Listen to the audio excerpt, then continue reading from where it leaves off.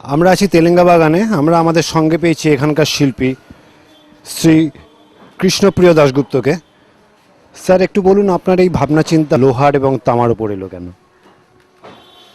আমাদের এই বাংলাদেশে ধাতু খোদাইয়ের বয়স প্রায় 250 বছরের বেশি, যেটা একটা লিগেসি ট্র্যাডিশন।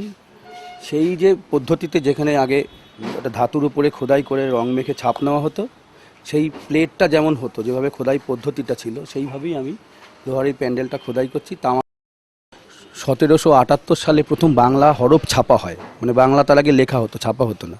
সেই হরফটা ছেনি দিয়ে কেটেছিলেন এই আমাদের চিতপুরের এখানকার একজন খোদাইকার, তার নাম পঞ্চানন কর্মকার।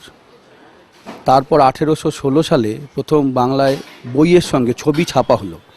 রামচাঁদ রায় নামে একজন, সেটা ওই খোদাই করেই এরকম ছবি করেছিলেন।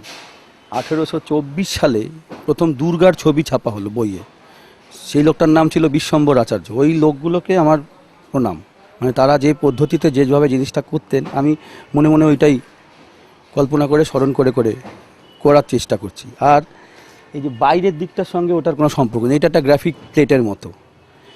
এইটা আমার লালু প্রসাদ সাউয়ের গ্রাফিক্স আমার খুব প্রেরণা দেয়, খুব ইন্সপায়ার্ড করে।